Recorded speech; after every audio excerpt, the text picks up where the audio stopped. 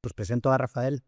Hay una cosa muy bonita y es que la comunidad de traperos, que sabéis que estamos en Los Ramos, ya conoce a Rafael, ha comido con él, hemos estado luego un rato de café con él y eso es maravilloso, que hayáis sido los primeros en conocerle, la verdad. Pero bueno, para el resto os cuento que Rafael es profesor de Sociología y Relaciones Internacionales en la Complutense.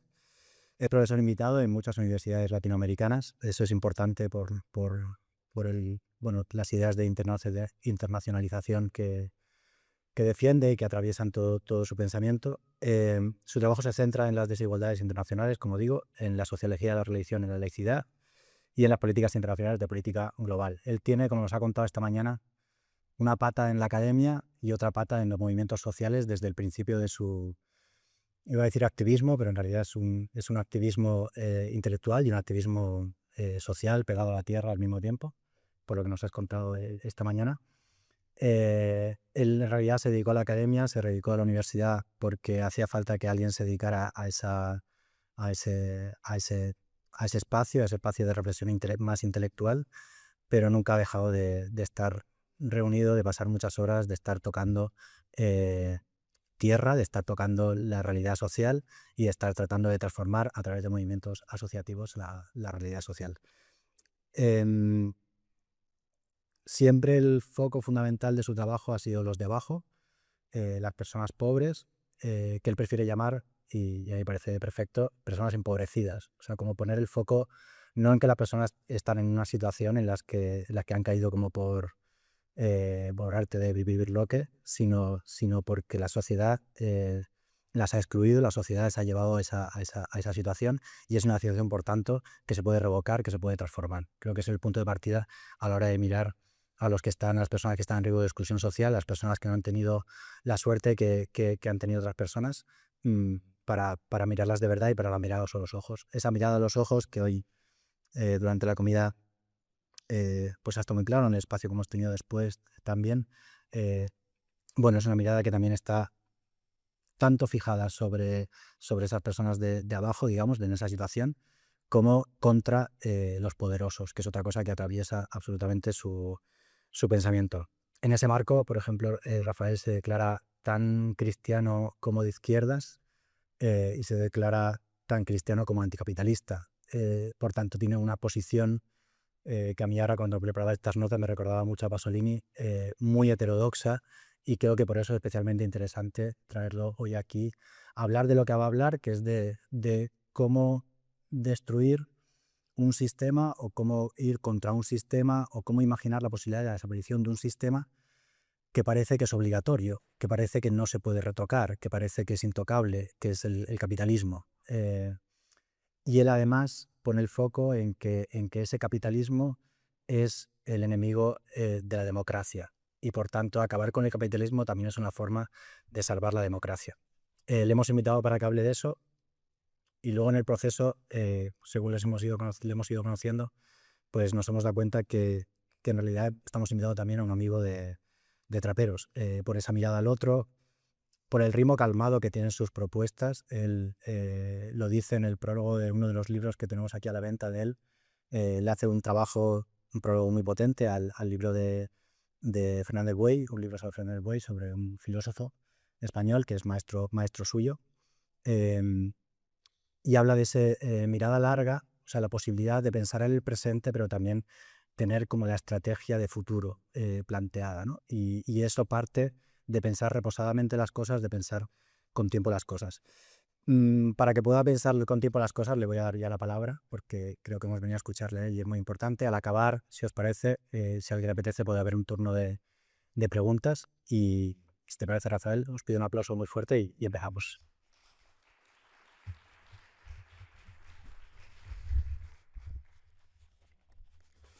Bueno, pues buenas tardes.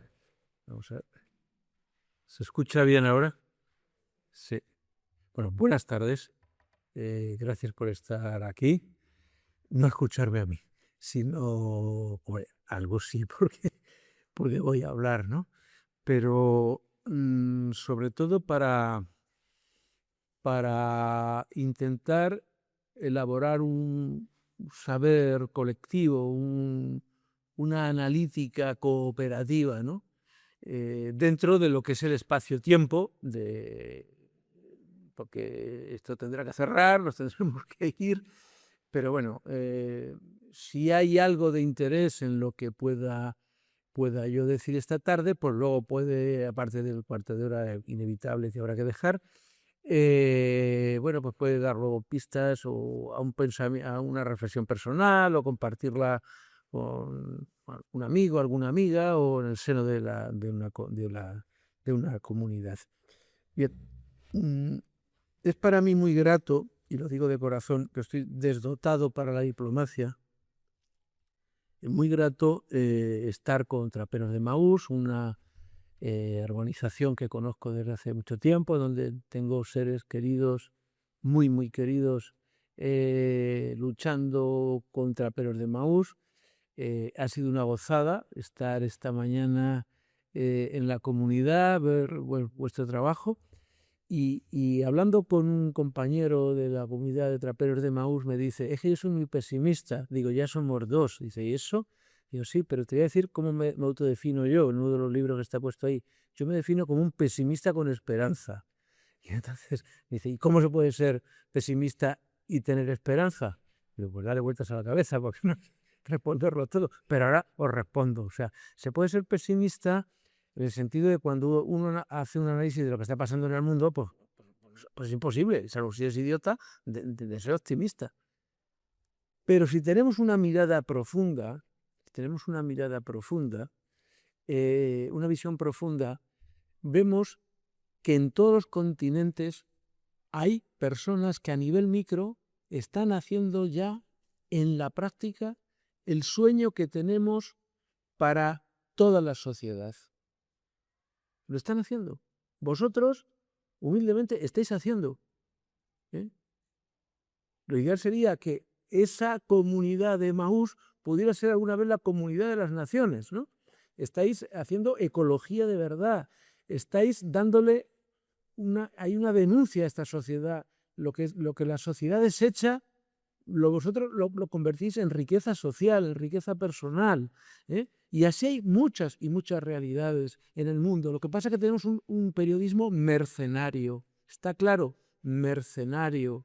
Salvo unos medios de comunicación mercenarios, vendidos al gran capital e incluso ahora a los intereses de la industria del armamento, a los que mandan, y nos vuelven ciegos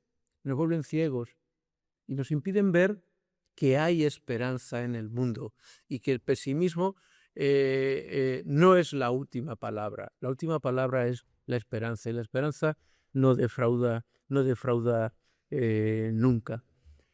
Una de las cosas que hace el capitalismo, yo soy anticapitalista y además anticapitalista radical, creo que dentro del capitalismo no hay solución. Esta fue una trampa en la que cayó la socialdemocracia y así nos ha ido. El capitalismo es un tigre que es muy difícil ponerle un bozal.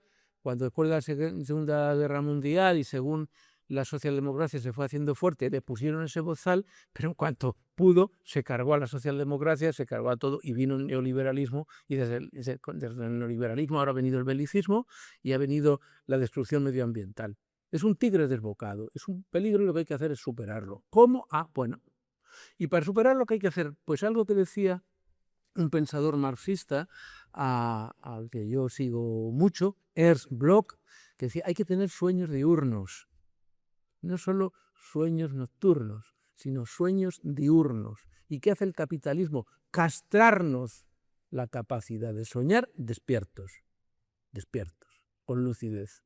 Nos castra. Y entonces, pues somos no lo que dice Joaquín Sabina, la cofradía del santo reproche, que también, sino la cofradía de aquellos que nos hubiera gustado que esto fuera otra cosa, pero vemos que malamente lo va a ser y no lo va a ser nunca. Y claro, frente a eso hay otra categoría muy importante en Bloch, que es lo que se llama la utopía concreta, no la gran utopía del arco iris maravilloso, sino utopías concretas.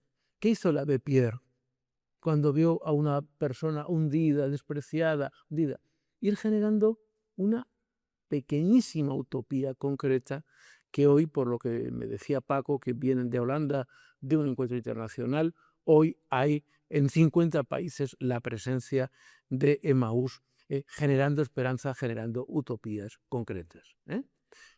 Bien, desde el planteamiento de Ernst Bloch, de el sueño diurno, la utopía concreta, el tener, como decía también Javier, una mirada larga en medio de la noche, estamos en lo que Walter Benjamin, o utilizando el lenguaje de Walter Benjamin, no voy a hablar mucho de academicistamente, pero bueno, hay que hacer ciertas referencias, esto es un espacio cultural, ¿no? En la noche oscura de la historia. Estamos en la noche oscura de la historia, pero nosotros no estamos para perdernos en la noche oscura de la historia, sino, como decía un gran poeta, el gran poeta de mi juventud, que fue León Felipe, estamos aquí para ganar la luz en medio de la oscuridad. Pues podía ser todo solecito, pero es que tenemos al señor Trump, y no solo al señor Trump y al señor Putin, sino a los putinistas y a los trumpistas, que son los peligrosos.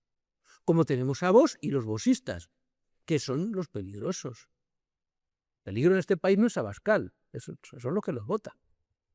Ese es el peligro real. Que haya 4 locos por ahí, bueno, pues se puede llevar un psiquiátrico. El problema es que hay una sociedad enloquecida, y frente a esa sociedad enloquecida vamos a tener esta tarde un sueño diurno. Y ese sueño diurno tiene que ver con lo más preciado que tiene una sociedad, que es la democracia. Los que tenemos cierta edad sabemos lo que era vivir en una dictadura. Eso digo mucho a mis estudiantes. Ni os podéis imaginar lo que era la dictadura de Franco.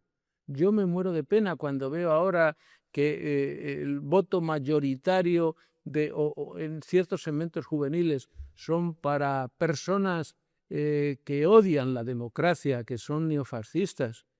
Me duele profundamente. Algo hemos hecho mal los demócratas, ¿no? Algo los hemos hecho muy mal. Pues bien, sin democracia no podemos tener vida colectiva. No hay una alternativa a la democracia. Ni totalitarismos de izquierdas, ni totalitarismos de derechas, ni dictadura del proletariado, ni dictadura del capital. Lo que hay que hacer es construir democracias radicales. Democracias radicales. ¿Y qué hizo un sector muy importante, o qué gritó un sector muy importante de la sociedad española el 15M? Le llaman democracia y no lo es. Y yo estoy de acuerdo. No lo es del todo. No soy enemigo de la demagogia. Pero es que además, hoy, junto al 15M, voy a hablar del Papa Francisco. Hoy hace un año que este hombre murió. Y aunque muchos ateos, otros de los libros que hay por ahí tienen que ver con un libro que he preparado sobre la relación entre Francisco y los movimientos populares de los 5 continentes, Francisco decía una cosa terrible. Decía, las democracias están secuestradas por los poderes políticos y económicos. Hay que superar la lógica de la democracia formal. Y eso solo será posible con la participación protagónica de los movimientos sociales y de los movimientos de los pobres organizados en lucha social. Quedémonos, les llaman democracia, no lo es, las democracias están secuestradas. Y además, en esta introducción de mi intervención, en la que estoy hablando de algunos síntomas del malestar democrático, tenemos una oleada, un tsunami, reaccionario, neoautoritario. Ya veremos si se celebran o no las elecciones de segundo mandato en Estados Unidos. Ya veremos qué va a pasar ahí. Pero es que tenemos que en Europa uno de los grupos más grandes están divididos en varios grupos, pues son los grupos de la extrema derecha. Y uno de los problemas que tenemos en Europa, y especialmente en España, es que no podemos avanzar en mayor radicalidad democrática porque tenemos que frenar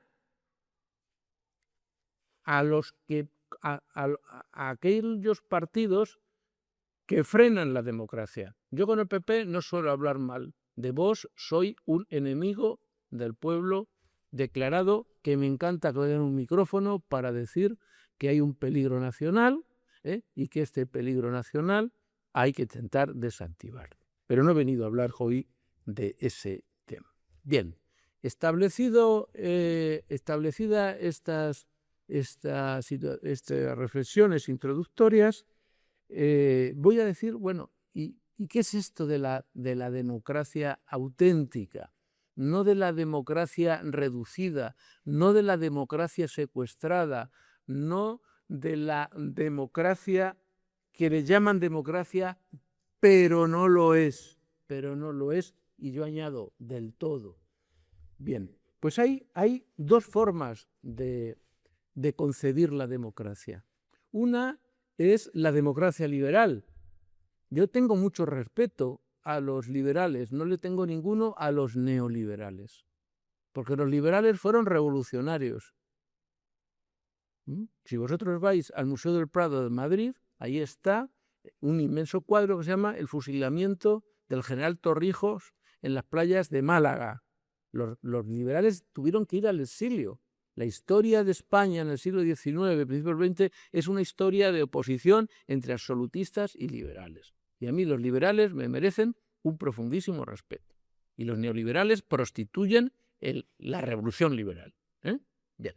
Entonces, sin la revolución liberal no hubiéramos tenido democracia. La democracia es un fruto de los liberales revolucionarios. Es que nos puede parecer que eso es antagónico, pero históricamente fue así. ¿Y cuál es la concepción sanamente, no me sale otra palabra, liberal de la democracia? Pues es un sistema en el cual hay, primero, libertad de expresión. En este país no ha habido libertad de expresión durante muchísimas décadas, cuidado. Y en muchos países del mundo. Libertad de expresión, libertad de organización. Algunos que tenemos cierta edad, recordamos la clandestinidad. Te van a la cárcel si te pillaban en un sindicato, o en un partido, o en un movimiento social, o eras objeto de conciencia, por ejemplo. Libertad de organización, libertad de expresión, libertad de manifestación y sufragio universal. De tal forma que las personas votan para encontrar representantes a la Cámara de Diputados, delegan, que es otra historia, delegan su voto y entonces hay un órgano de la soberanía nacional. Y eso es en lo que nos hemos quedado. Pero esta concepción liberal de la democracia, siendo importante y necesaria y algo que hay que mantener y en modo alguno destruir, es una versión muy reducida de la democracia. La democracia tiene que ser expansiva, no tiene que quedarse fijada en un determinado tiempo. Y yo prefiero, insisto, sin quitarle su valor al sentido liberal de la democracia, me gusta más concebir la democracia desde su sentido etimológico. Democracia viene de dos términos griegos: demos, pueblo; kratos, poder o gobierno. Como se puede traducir de las dos formas, yo traduzco por poder. Es decir, la democracia es un sistema de poder popular. De poder popular. Y la gran hazaña que tenemos que hacer con la democracia es que exista poder popular manteniendo la separación de poderes, la libertad de manifestación, expresión, etcétera, etcétera, etcétera. ¿Y qué pasa? Pues le llaman democracia y no lo es porque la democracia no ha creado poder popular. Luego lo podemos debatir. No lo ha creado. Y estamos en una democracia de muy baja intensidad y no somos capaces de avanzar hacia una democracia de alta intensidad. ¿Y por qué nuestras democracias en el mundo occidental? Por cierto, que hay muy pocos países donde haya democracia. Otra cosa es que haya partitocracia. Eso es otra cosa, que haya partitocracia. Hay democracia hasta en muchos países africanos que están corrompidos, porque es un juego partitocrático y vota la gente. pero eso sí que no es democracia, ¿no? Entonces, ¿por qué afirmo esto? Porque la democracia tiene que ver mucho con las tres realidades que en todas las sociedades las gentes más valoran, que son el poder, la riqueza y el prestigio. Eso en sociología son lo que llamamos las tres formas que articulan los sistemas de estratificación. ¿Qué quiere decir esa palabra sociológica? Los sistemas de desigualdad. Las sociedades son desiguales porque reparten mal el poder, reparten mal la riqueza y reparten mal el prestigio, que está muy asociado a la cultura, al conocimiento. Entonces, una democracia real es aquella que reparte el poder de una forma tan distributiva que desempodera a los poderosos y empodera a los que nunca han tenido poder. Una democracia real es aquella que distribuye de una forma muy igualitaria la riqueza, pero a través de un mecanismo de desenriquecer a los que tienen mucha riqueza e enriquecer a aquellos que son pobres de nacimiento o están empobrecidos. Una democracia real es aquella que empodera al pueblo, que empodera a las clases subalternas, que empodera a la mayor parte de la sociedad, lo empodera dándole y mostrando mecanismos o dando mecanismos para que las personas tengan un pensamiento crítico, que tengan una cultura desarrollada. Una democracia poco desarrollada, una democracia que no lo es aquella que hace una división entre quienes saben, quienes conocen, y luego el pueblo sometido hoy a ese tontódromo, a ese sistema de idiotización de masas que son las pantallas, y que son los móviles, y que son las falsas noticias, y que es esa, lo que yo llamo la idiotización digital. Eso es una democracia también demediada. Bueno, ¿y por qué no existe una democracia que redistribuya radicalmente la riqueza, el poder y el prestigio que da la cultura? ¿Por qué? Porque todo lo que voy a decir es discutible, pero bueno, para eso está el debate, ¿no? Para eso está el ágora. ¿Por qué? Porque el capitalismo no puede vivir con la democracia. Capitalismo y democracia son antagónicos. Solo puede haber democracia construyendo anticapitalismo y transitando al poscapitalismo. ¿Por qué? Porque en España tenemos democracia porque votamos cada cierto tiempo, pero hoy hay mayor concentración de la riqueza nacional que en la época del franquismo. Hay más concentración, la riqueza está más acumulada. Hay más oligarquía en España hoy. El poder. ¿Qué poder tiene un chaval cuando entra en una empresa? En el caso que entre. ¿Qué democracia es para quien no puede acceder a una vivienda, ni siquiera como alquiler? ¿Para qué quiere él votar? Si es que es lógico que la gente no vote. ¿Qué distribución hay del poder? ¿Y dónde está el pensamiento crítico, la cultura crítica? ¿Dónde está eso? Hay un sistema de imbecilización de masas. Por lo tanto, la tesis de fondo es que para construir democracia radical hay que radicalizar el anticapitalismo. Y como eso no se puede hacer de la noche a la mañana, hay que hacer procesos de transición al poscapitalismo. ¿Cómo? De diversas maneras. Yo tengo ahí 45 minutos, ¿no? De diversas maneras, a través de procesos de transición. Y para esos procesos de transición hay que ampliar el foco de la democracia liberal a otras dimensiones de la democracia, que yo las voy a enumerar, no os voy a agobiar con los tiempos, queda media hora, yo voy a dar algunos rasgos. Oye, y si se abrió un proceso de reflexión, yo creo que con lo que ya he dicho da para pensar. O sea, podríamos ahora mismo parar y empezar a debatir, si tuviéramos tiempo. porque lo que he dicho puede estar equivocado, pero son convicciones que están un poco justificadas, ¿no? Entonces, nosotros estamos en democracias parlamentarias, en democracias de delegación de la voluntad, que manda nariz en pleno siglo XXI tener yo que, como demócrata radical, como ciudadano libre, tener que delegar mi voluntad hasta dentro de 4 años. No me da la gana delegarla tanto tiempo. O va a ser un ayuntamiento, pues presentad vosotros y ganar, pero ¿qué es esto? Porque, ¿qué pasa? Durante 4 años se ha ganado, barra libre. ¿Pero qué democracia es esta? Entonces, el foco hay que abrirlo a una democracia política de nuevo tipo, una democracia económica. ¿Quién habla en este país de democracia económica? Una democracia laboral. La mayor parte de nuestra vida, hasta que llega la jubilación, estamos o dentro del mercado de trabajo o fuera.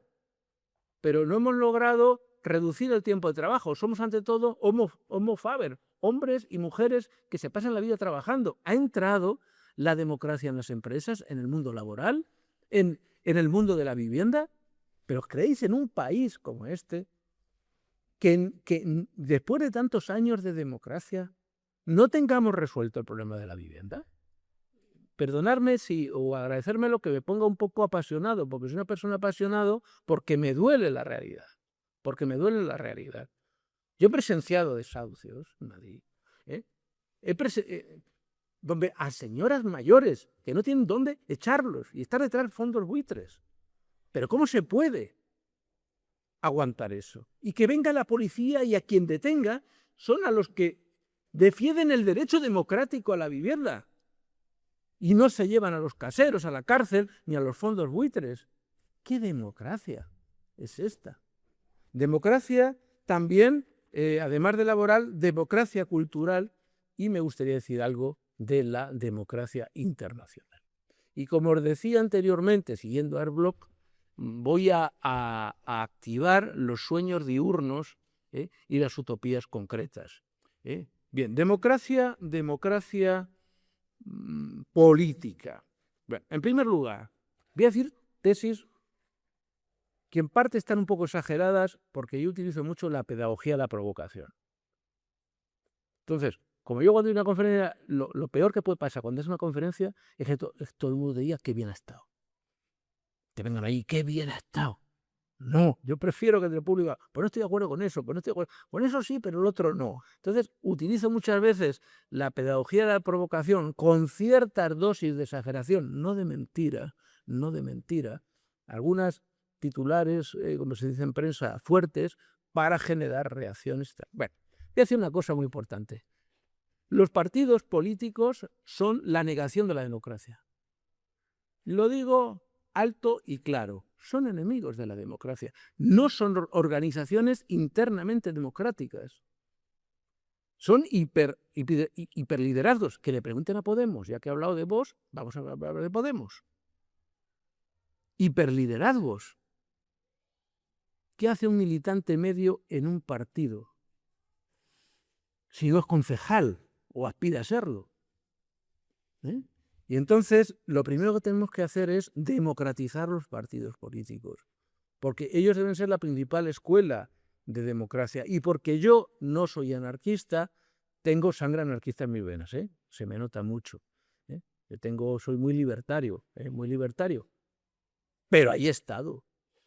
¿Tiene que agarrarse el Estado? Bueno, sabrá agarrárselo, pero yo no soy anarquista, pero bebo mucho de esa tradición, y sobre todo que yo distingo entre anarquismo y libertarismo. Se puede ser libertario y no anarquista. No voy a empezar a hablar sobre esos temas. Es decir, que soy radicalmente libre.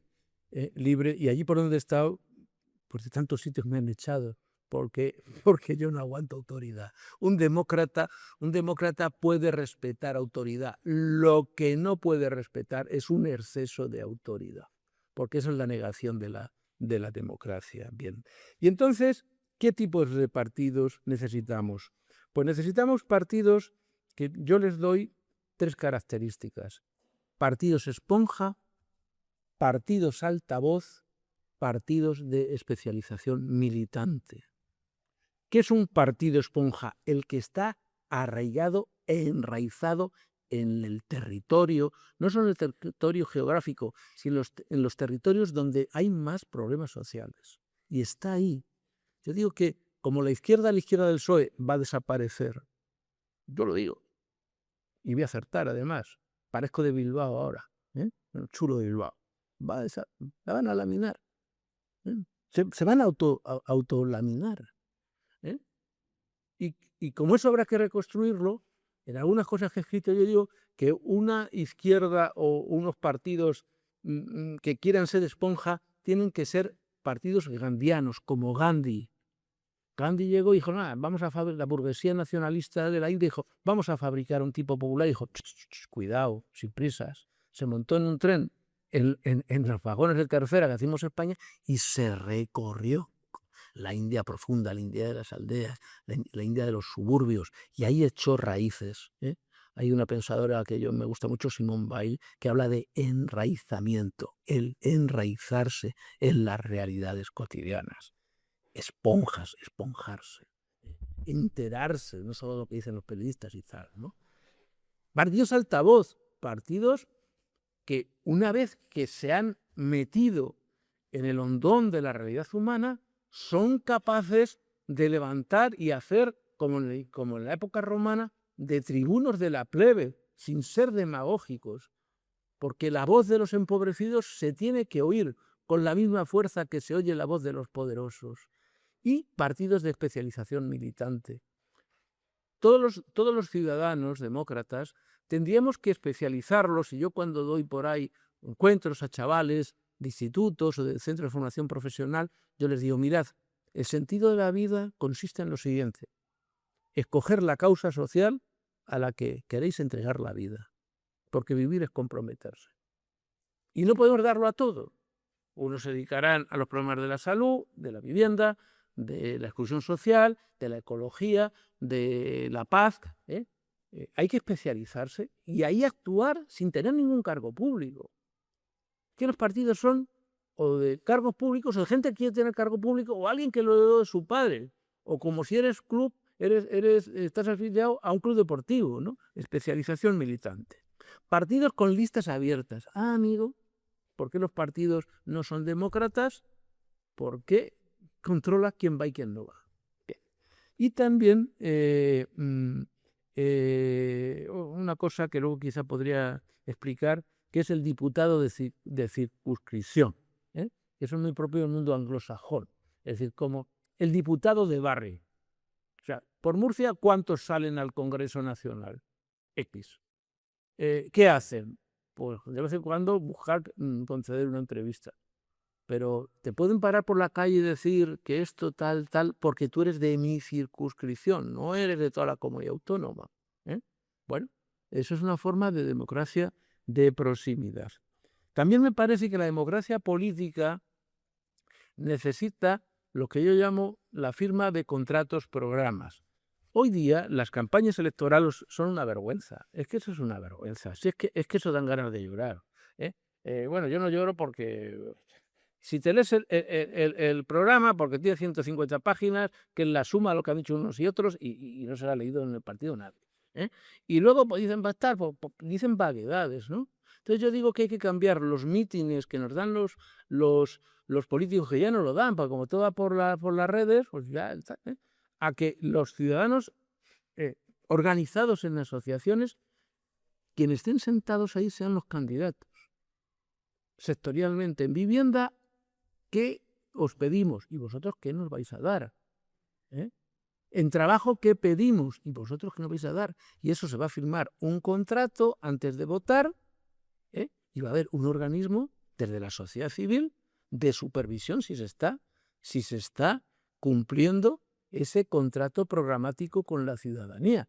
Porque hay una cosa básica en la política que es la rendición de cuentas. Y la rendición de cuentas no puede ser en los parlamentos, donde son especialistas en el incidismo y en el insulto. O hablar para las redes. Hablar para las redes, que ya me dirás. Sino poder ir a las comisiones parlamentarias y decir, ustedes dijeron que esto, y igual no se puede conseguir, pero explíquense. Nosotros somos ciudadanos adultos. ríndanos cuentas, ¿no? Bien, el segundo tipo de democracia es la democracia económica. Yo suelo decir que sin democracia económica no hay autenticidad en la democracia política, porque la democracia no puede ser emitir un voto. Eso es la prehistoria de la primera democracia liberal, pero eso no es el fin de la democracia, ¿eh? Y donde realmente se ve si hay democracia o no es en el ámbito de la democracia económica. Algunas propuestas. Fijaos, el 30% del Producto Interior Bruto de este país no tiene control fiscal. 30%, son muchísimo. Por ahí en uno de esos libros que hay doy la cantidad de millones. Es una barbaridad. ¿Dónde está ese 30% de la riqueza nacional? El 10% en paraísos fiscales. Paraísos fiscales. Las grandes fortunas, los bancos, tienen sus grandes ganancias, una parte muy importante, en paraísos fiscales. Y la otra la tienen en ingenierías fiscales, como son las antiguas SICAP, como son ahora otras operaciones de capital familiar que tiene encima, no pasa por el filtro del control fiscal, y el 20% otro donde está en la economía sumergida, que es un sector donde hay mucha explotación laboral. ¿Y cómo nos vamos a llamar un país democrático si después de tantos años de democracia hemos sido incapaces de hacer que aflore el 30% del Producto Interior Bruto y pueda tributar? Pero no solo es eso, sino que el sistema fiscal en nuestro país es profundamente injusto. Porcentualmente pagan más los que tienen menos que los que tienen más. Hay por ahí un libro muy interesante que yo recomiendo mucho, de dos de los grandes expertos que son inspectores de Hacienda, o sea, no son teóricos, catedráticos de Hacienda Pública, ¿no? No recuerdo, que se llama, voy a decir la editorial, el título, ¿por qué los ricos no pagan IRPF? Está en la editorial Capitán Swing. Pues ahí lo podéis tener. O bien, por lo tanto, ¿qué necesitamos? Una justicia fiscal redistributiva. Mirad, de eso que os decía yo, que los ejes fundamentales de una sociedad es cómo reparte el poder, la riqueza y el prestigio medido como capacidad cultural, una muy importante es cómo se redistribuye la riqueza. Y respecto a la riqueza, hay tres salidas. Uno, hacer la revolución bolchevique. Tonterías las justas. Un poquito de socialdemocracia, pongo un poquito de impuestos. No. Que no. Colectivización de los medios de producción. Prohibida la propiedad privada, fuera al mercado. Ya está, revolución. Bueno, pues volvámonos prosoviéticos. No digo que no haya que serlo, ni que sí. Bueno, esa es una solución. Otra, en la que estamos más o menos. Oye, porque voy a tener yo que pagar impuestos. Cuanto menos mejor. Y cuanto más dinero tienes, más tienes técnicos, muchas veces antiguos inspectores, estoy hablando de memoria, de Hacienda, que te hacen lo que se llama la ingeniería fiscal. La ingeniería fiscal. Y ahí vamos y va creciendo de que ¿para qué pagar impuestos? Y como la sanidad la están destruyendo, pues cada vez se ve como natural que tendremos que ir hacia la sanidad privada, y quien no pueda, que se vaya a la basura que se está convirtiendo, o quieren convertirla, la sanidad pública. O lo mismo la escuela pública, ahí con inmigrantes, con tal, pues siempre está la escuela concertada o la escuela privada, para que nuestros niños no se mezclen con la chusma.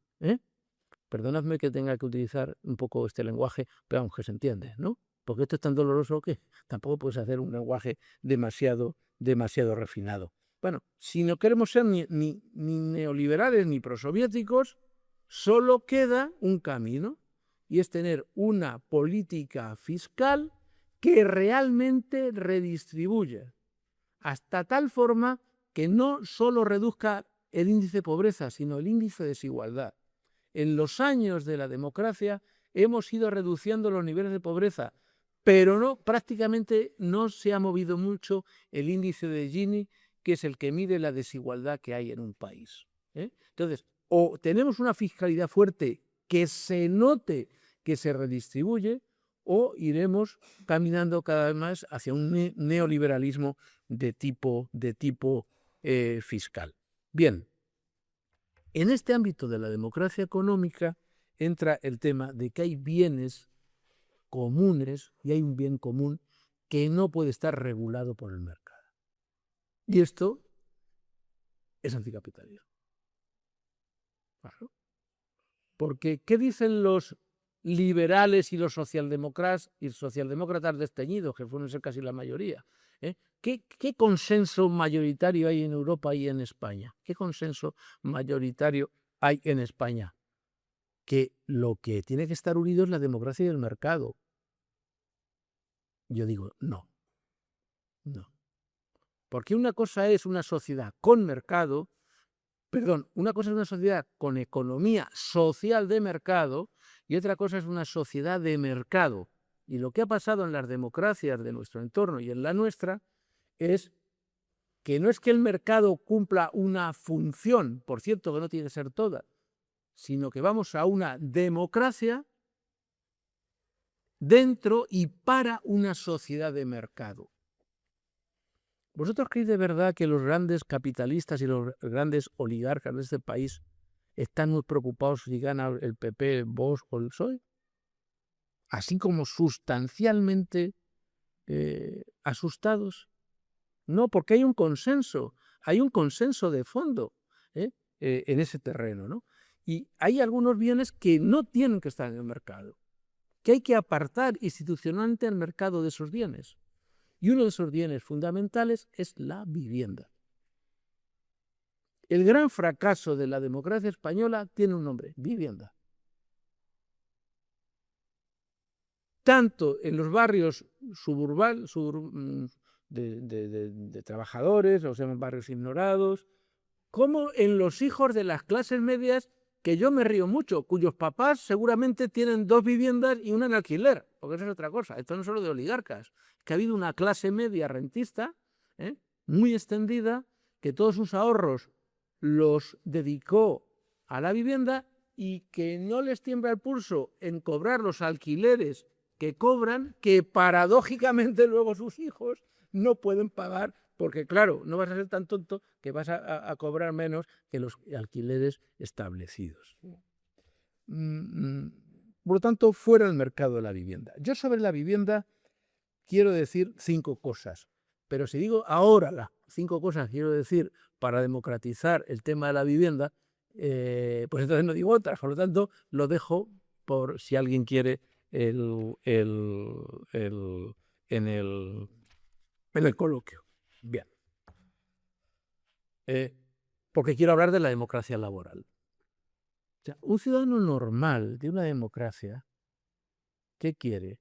Pues hombre, no ser tonto, en el sentido de no vivir en una sociedad donde la riqueza está acumulada en pocas manos, poder vivir en una vivienda. Es que claro, yo para pagar por mis hijas y por todo el mundo, o sea, ¿pero qué es esto? Vivir en una vivienda y tener trabajo, es que es el ABC de la vida. Y en ese trabajo, que haya democracia.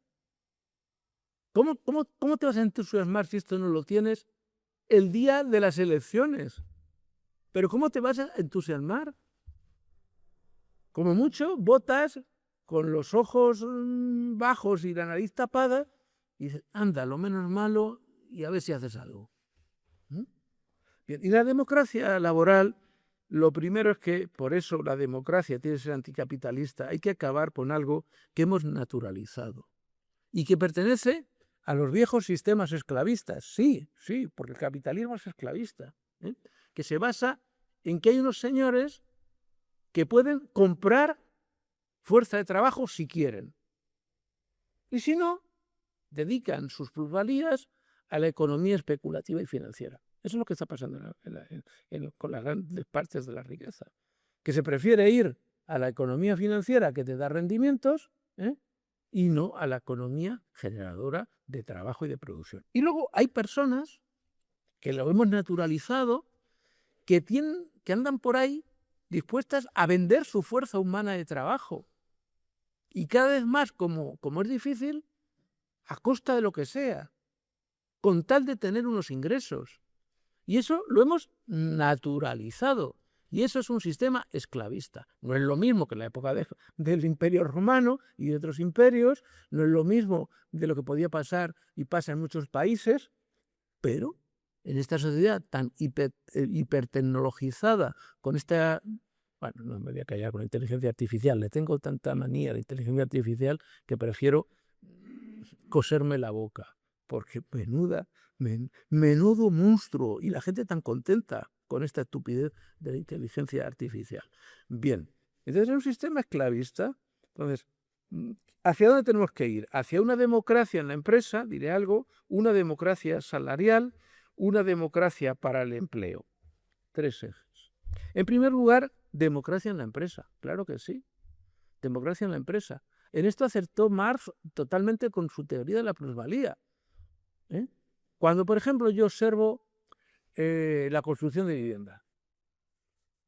Bueno, ahí habrá habido un arquitecto o dos, habrá habido aparejadores, pero ¿quién está construyendo la vivienda? Tanto la de lujo como la vivienda. Están construyendo los inmigrantes.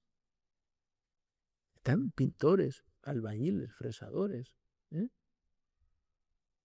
Lo que vale un piso, yo solo sé porque he hecho una investigación sobre esto y he hablado con personas que no me conocían, afortunadamente, y me decían cosas que no debían haber dicho, de cómo se distribuye el precio final de lo que vale un piso. Cuánto va a los albañiles, cuánto va a los aparejadores, cuánto va y cuánto se queda el señor que es constructor o que es promotor, ¿no? Bien, la democracia tiene el factor capital mientras no logremos un sistema postcapitalista pleno, pero también tiene el factor trabajo. Y sin factor trabajo no hay factor capital, no hay empresas sin trabajadores. Es que no la hay, no puede haberla. No puede haberla. Por lo tanto, hay una cosa de sentido común que es la cogestión.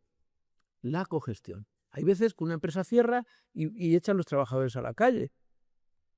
Pero si esto funcionaba, si esto tal, hombre, podías haberlo advertido antes, ¿no? Bien. Podemos hablar luego de qué es esto de la cogestión. Pero también no son necesarias que en todas las empresas haya cogestión, sino que es muy importante reforzar el sector de la empresa con autogestión, de las empresas autogestionarias. En España tenemos empresas de economía social solidaria, más grandes, más pequeñas. Traperos de Maús pertenecen a ese sector. Hay un sector cooperativista más relevante del que creemos, ¿no? ¿Qué pasa? Que ese sector no crece lo suficiente porque es un sector que a la empresa privada capitalista, sea grande o mediana, no le interesa que crezca. Porque es un sector que bien llevado puede crear grandes cooperativas con gran capacidad de producción y con un sistema autogestionario en que todos los trabajadores son cooperativistas. Mirad, la empresa más estudiada por todas las facultades de economía del mundo en España y una de las más estudiadas en Europa es la cooperativa de Mondragón. La cooperativa de Mondragón es una cooperativa, los trabajadores son cooperativistas, ¿no? Entonces, ese apoyo a empresas democráticas por la vía de la cogestión y ese impulso a empresas autogestionarias de la economía social solidaria y del cooperativismo es algo que en democracia habría que hacer una apuesta muy fuerte para que fuera un sector que pudiera estar a la par de otros sectores exclusivamente privados. Bien. Otro elemento muy importante es lo que yo llamo la democracia salarial. En las sociedades capitalistas de mercado se siente. El que tiene capacidad de crear una empresa, el que es un ejecutivo y tal, no digamos el que se presente de un banco, el que tiene acciones, pues puede tener sueldos hasta donde sea necesario. Y el que no tiene, pues se siente y no tiene. Y bastante si tiene el salario mínimo interprofesional. ¿Y qué pasa con las familias en España en que existen? En que ningún miembro de la familia tiene ingresos. Se siente. Esto es antidemocrático.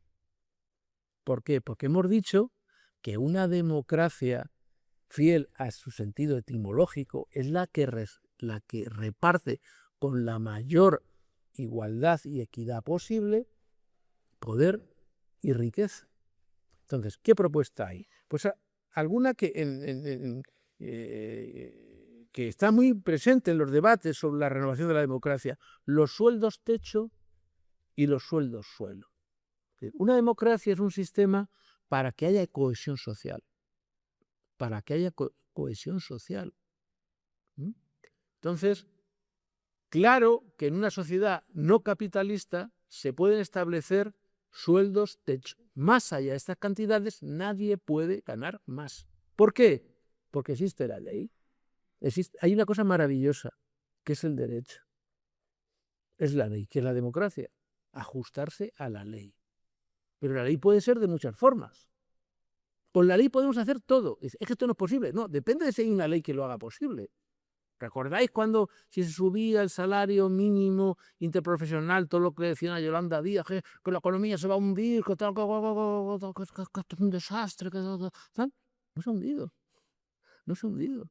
Y era una cosa niña, muy, muy corta, ¿no? Por lo tanto, aspirar a una democracia auténtica es poder establecer sueldos techo y sueldos suelo. Es decir, que tengas o no empleo, tú puedas vivir con un mínimo de dignidad. Por ahí entra el tema de la renta básica. Bien, sobre esto hay un debate. Bien, y luego está el tema de la democracia empresarial, laboral y el empleo. Vamos a ver.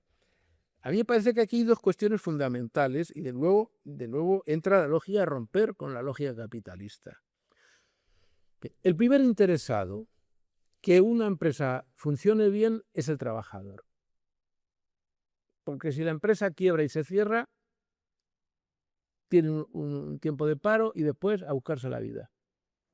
Los trabajadores no son tan locos como para decir, a ver si va a ser digital, la empresa se va al garete y se rompe. No, eso no. Pero no hay ningún control sobre las plusvalías y los beneficios. Un señor tiene una gran empresa, tiene un banco, digamos los bancos. O sea, lo de los bancos en este país es para llevarlos todos a la cárcel. A los dueños del Santander, lo digo alto y claro, pasa algo, lo digo. Y lo digo razonándolo. Pero ¿cómo puede ser que cada vez ganen obscenamente más y cada vez más manden a empleados a la calle y cierren oficinas y quieran hacer procesos para que la inteligencia artificial haga tareas que son... Pero ¿cómo se puede permitir eso? Nos hemos vuelto locos.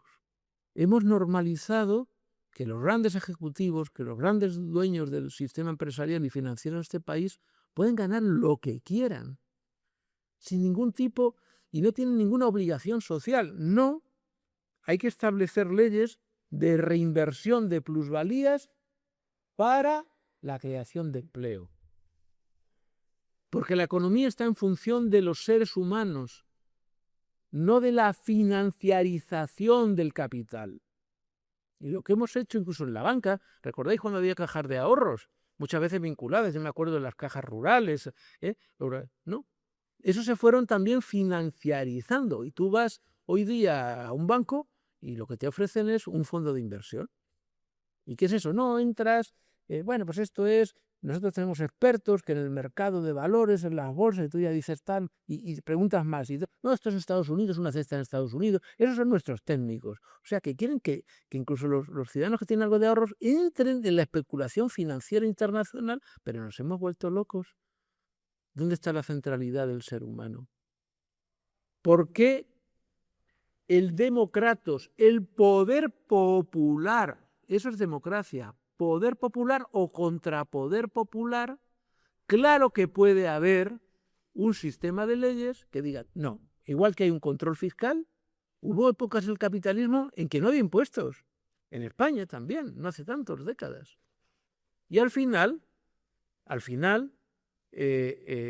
ido introduciendo temas de democracia económica y laboral y hay impuestos. Pues igual que hay impuestos, yo lo que propongo, pero yo sé mucha gente, es que hay un control sobre las plusvalías para que sean reinvertidas.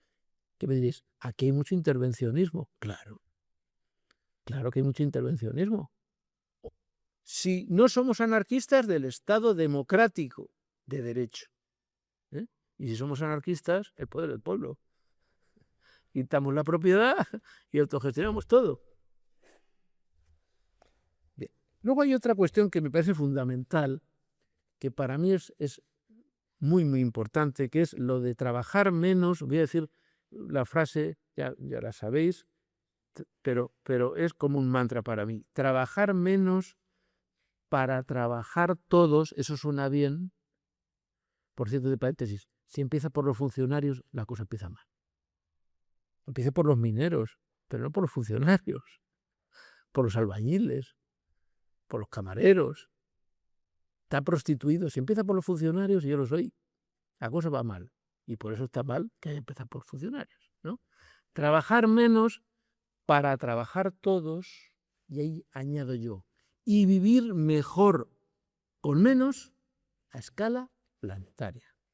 Ese es la gran sueño diurno, la gran utopía concreta. ¿Qué pasa?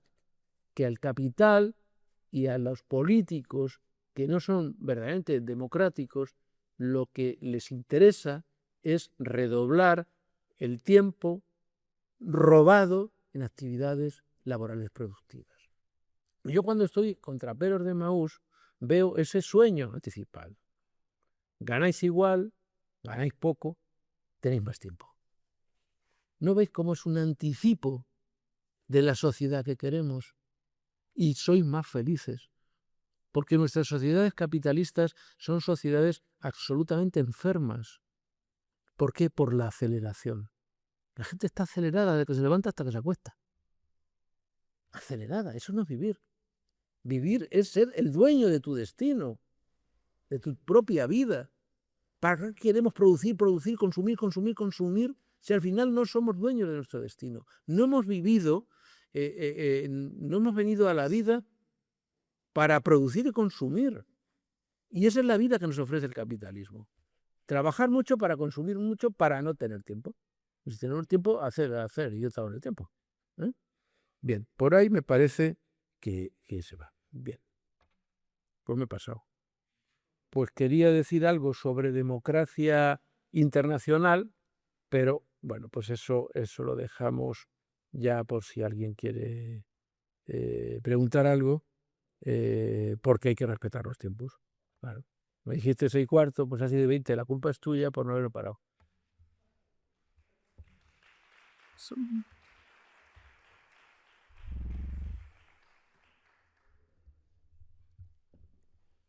Bueno, muchísimas gracias, Rafael. Esta mañana has dicho en la comida, después de comer, que eras muy, muy, muy rojo. Muchas gracias por decir cosas muy rojas en esta charla. La verdad que ha sido... Pero yo creo que esto es el sentido común. Es que nos hemos vuelto tan locos que yo creo que esto es de sentido común. Pero ahora resulta que es propio de un desviado social, en este caso mío, que debía estar no en una universidad, sino en un psiquiátrico, por supuesto callado, porque dice barbaridades. Oiga, las barbaridades son las que ustedes están haciendo. ¿Eso sí que es una barbaridad? Este puede ser una barbaridad por falta de fundamentación. Pero bueno, que es una pequeña ironía. Me gusta mucho la ironía y el buen humor. Muchísimas gracias por esto. Vamos a pasar al turno de preguntas. También es una cosa de izquierdas, como respetar el horario de los trabajadores y las trabajadoras. Entonces, nos han pedido que a las 8:30 vayamos saliendo, porque a las 9 cierran. ¿Se oye? Vale, me tengo que acercar. Pues eso, respetar el horario de los trabajadores de aquí del Parra, que además han sido muy generosos. Entonces, levantad las manos que queráis preguntar. Preguntas así que sean más bien cortas para que él pueda explicarlo con calma cada cosa. Yo creo que para 3 o 4 preguntas sí que nos da tiempo. Ahí arriba, por favor, Elena. Espera, solo un segundo, aquí hay el micro y para que se te oiga. Hola, buenas. Muchas gracias lo primero. Bueno, muy interesante lo que hacemos todo el mundo, pero más allá de eso, voy al grano y ya con tu tiempo. Yo justo con esto último que decía de cómo hemos llegado a realizar ciertas cosas, a mí eso me gusta, ¿no? Ver un poco el debate y crear cierta reflexión. Me ha faltado cierta... Bueno, me ha faltado una reflexión del mercado, como una causa y a su vez consecuencia. Es el capitalismo, eso que sostiene, por ejemplo, la mayor economía sumergida o invisible, que la de cuidados, y cómo al final eso refuerza, desde mi punto de vista, esas desigualdades y por esa fase del capitalismo.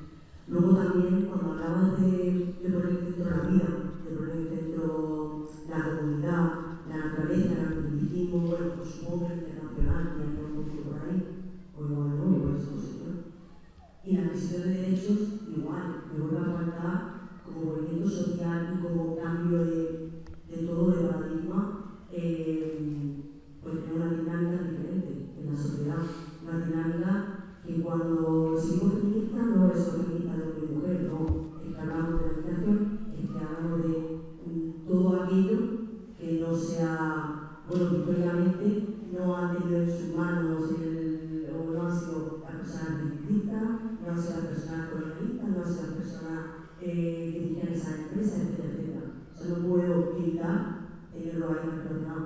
Y por último, bueno, ya está, ese no me deja. Pero un poquito lo que echaba en falta y bueno, quería saber cuál es la relación que usted parece lo que sabes con el patriarcado, porque al final tiene más caníbal de dirección. Pero bueno, muchas gracias, gracias por toda la... Bueno, gracias a ti. Yo creo que lo mejor es que quien quiere hablar hable y luego yo digo algo, ¿no? Porque Sí, igual como coger 3 o 4 palabras y luego ya las responde todas a la vez. Yo estoy apuntado también. Allá hablas. Yo me gusta ver un programa que es una secta que es tremendo. Es todo mentira, lo otro, prácticamente no sé. Eso siempre dice que rojo marca rojo tirando a la izquierda. Eso se llama que mucha vivienda, gana mucho dinero con su trabajo, pero se puede ser compatible desde el dinero y ser de izquierda y, bueno, yo me imagino que socialmente lo relacionamos. Pero sí que él se considera de izquierda y muy rojo, muy indicado por la parte de él. Yo quería saber qué opinión sobre el tema ese, que si yo mi trabajo no riqueza, pero es de izquierda, ¿no? O hay que repartirlo, o hay que alternativas sobre eso. Ahí delante creo que había otra palabra. Ahí en la tercera fila. Hola, gracias por la reflexión y las aportaciones. Yo hay un tema que me preocupaba porque me ha alegrado oír que decía una cosa más de la izquierda, cuando habla de Carlos Marx, el punto de verdad que existía en el blog, incluso el Papa Francisco comunicador, pero creo que ahí se pierde otra cuestión también en eso del sueño, que es el tema de la concienciación formación, ¿no? Hay un aspecto, parece, La que has dicho, perdona, ¿la qué? La que has... Con C. Ponte un poco más. Conciliación. concienciación. la concienciación. De conciencia, perdón. Sí. Vale. Sí, ese es el aspecto que yo creo que falta más, ¿no? Cuando apareció el movimiento de Podemos, cuando aparecen otras luchas, de pronto se olvidan, ¿no? Y yo creo que en el fondo digo, porque estamos perdiendo un hilo que es el hilo formativo para poder interpretar, para tomar conciencia. ¿Qué valor puede tener ahí, no? Sí. Sí. Aquí una pregunta más, aquí a la derecha. Buenas tardes, muchas gracias por su explicación y quería hacerle una pregunta. Ha explicado muy bien por qué el déficit democrático desestimula a los ciudadanos que voten. ¿Cómo has dicho? ¿Desestimula? El caso de interés que produce ir a votar. Vale, caso de interés de ir a votar. Sí. Pero lo que sí quería preguntarle es, en el caso que votan, ¿por qué los pobres siguen votando a la derecha? Sí. ¿Hay alguna cosa más? Aquí delante, Paco. Elena. Bueno, parece que estamos históricamente muy en lo cognitivo, muy en la filosofía, muy en la idea, muy en lo mental. Yo a veces me planteo si la salida de este embrollo podría venir por algo que tiene más que ver con los afectos, que tiene más que ver con la mirada, con el cuerpo, con tocar algo, con sentir algo. No sé qué piensas. Sí. Y la otra cosa que quería comentar es que igual este sueño que responde eso que tú sueñas y que compartimos muchas veces en el sueño, igual se nos queda muy lejos. Y quizá es bueno mantenerlo ahí, esa mirada larga, pero también irnos un poquito más a lo concreto, aquello que mis brazos pueden abarcar, aquello que yo soy capaz de contribuir a esta sociedad.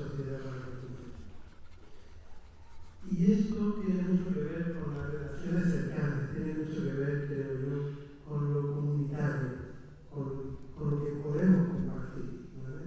Y con lo cercano. Es decir, cómo no me rompe fuerzas lo lejano para cuidar lo que está cerca, para cuidar lo comunitario, para cuidar lo relacional, ¿no?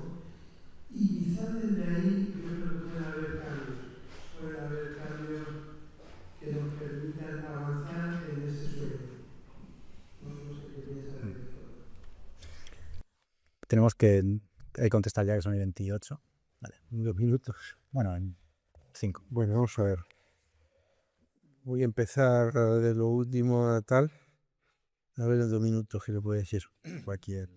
Vamos a ver. El capitalismo, y es solo un modo, eso insisto mucho, no es solo un modo de producción cultural, es un modo de producción antropológica que destierra el amor político y social. Y que lo que te deja es en burbujas emocionales y sentimentales. Entonces, lo fundamental es lo que tú acabas de decir. Que nos constituyamos, y eso tiene que ver con lo que también señalaba sobre concienciación, etcétera, etcétera. Esto tiene que ver también con el feminismo, como la cultura de los cuidados, ¿no? Estamos cada vez avanzando más en sociedades del odio. El odio. El amor lo reducimos a quienes están cerca de nosotros y piensan como nosotros, pero no hemos descubierto la relación con aquellos que lo pasan peor en la vida desde grandes sentimientos de amor. La izquierda se ha equivocado cuando ha puesto en el centro la ideología. Yo utilizo mucho un término de nada menos que de Ernesto Che Guevara. El revolucionario está movido por grandes sentimientos de amor. Y cuando se tienen grandes sentimientos de amor, la vida te conduce a donde hay sufrimiento social para intervenir ahí. Y yo creo que, me alegro que hayas dicho, porque nos tenemos que reconstituir como especie humana. Esto puede parecer muy teórico, pero no lo es. Y por eso, yo decía cuando estaba en la comunidad, que estoy descubriendo cada vez más la revalorización de lo comunitario en grupos de acción social, de lo que yo llamo la izquierda social, no la izquierda política. Yo mañana desde aquí me voy a ir a varios centros sociales de Vallecas y cuando terminan todos hacen algo que no se hacía normalmente, que es una cena comunitaria, que los niños pueden estar allí. O sea, la generación de tejido comunitario me parece muy importante. Bien, te has hecho una pregunta más difícil. Lo dejo para el final. Pero lo que voy a decir ahora se relaciona con lo que has dicho tú, Los pobres, por ser pobres, no son buenos. Ni buena gente, ni gente con especial sensibilidad social por el hecho de serlo. Y por eso cuando los pobres se convirtieron en el movimiento obrero, fue porque el movimiento obrero trabajó mucho la cultura crítica. Yo cuando era chaval participaba mucho en algo que quizás Paco conozca, y Joaquín, que creo que era Joaquín, que fue la editorial CIS. La editorial CIS tenía un lema que era la promoción cultural del pueblo. En España los empobrecidos se organizaron y lograron grandes conquistas porque hubo casas del pueblo y ateneos libertarios. Y durante el franquismo estuvo la CIS y estuvo los grupos de cultura popular y muchos sitios. Eso se ha perdido. Eso se ha perdido. Cuando iba a hablar de democracia cultural, iba a hablar de eso, de la necesidad de generar todo un tejido de un nuevo tipo de universidades populares, con ese, pero muy pegado a la vida de los barrios, porque los trabajadores iban a las casas del pueblo sin saberle, con una ansia de cultura tremenda. Hoy lo que no te da la cultura es el cacharrito le digo cacharrito porque nos gusta decir móvil, y lo que pone la televisión. Y entonces tenemos un pueblo que vota a la derecha, claro que vota a la derecha, y no lo va a votar. Y segundo, porque se vuelve irremediablemente cínico. ¿Quién me puede a mí sacar las castañas? Quien tiene el dinero. ¿Para qué quiero ser contra Poder Popular? Pero es que no hay nadie. No hay nadie trabajando en el sector cultural. Por ejemplo, en América Latina estaba toda la pedagogía del oprimido. O sea, la gente no tiene un comportamiento porque como nació pobre, pues ya se levanta como Espartaco, ¿no? Porque tiene procesos de lo que muy bien señalaba de la generación de conciencia. Y la democracia en este país ha fracasado como democracia cultural, en ese sentido. Que hay más becas para ir a estudiar, pero ¿a qué aspiran los chavales que están en la universidad, salvo excepciones? A ser más competitivos en la selva de los empleos, ¿no? Feminización y riqueza de los progres. Yo distingo entre progre y militante. A mí, si alguien me quiere insultar, que me diga que soy progresista. Yo no soy progresista. Y además, el progreso es el que se ha cargado el planeta. Militante es otra cosa. Entonces, yo creo que una perspectiva de una democracia radical, primero, no vas a tener tanto dinero porque te tienen que freír a quien más tiene, incluido si eres el Wyoming o cualquier cantante de estos que siempre firman el manifiesto de no sé qué, pero luego tiene mucha pasta. Y se quejan de que pagan mucho. Y podía dar nombres de cantantes izquierdistas, ¿no?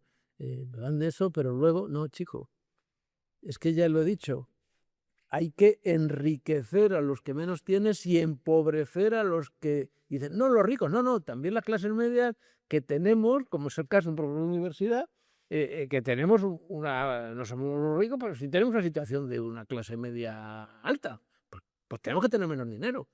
Y si tenemos conciencia moral, si no nos lo quita la Hacienda, lo tendremos que dar, así de claro. Es que hay un impuesto moral a la riqueza. Hay un impuesto moral a la riqueza. Tú no puedes tener muchas cuentas, mucho dinero en el banco, porque hay gente que no lo tiene. ¿Y qué pasa? ¿No es más importante la moral que el derecho? Pero es que tenemos también un tema de la reconstrucción moral del sujeto, en esta línea de la revolución antropológica. El feminismo es anticapitalista. Porque el feminismo, o el ecofeminismo, que es lo que yo más conozco, porque el feminismo también me da selva. O sea, aquí nada es inmaculado, cuidado. ¿Qué es los cuidados? Y nuestra sociedad no es una sociedad de cuidado, salvo excepción. Y los cuidados no es solo socorrer a los enfermos, no, es cuidarnos todo y cuidar la naturaleza. Fijaos ahora con las tierras raras, con lo que necesitamos para que aquí tengamos coches eléctricos. Estamos saqueando el mundo.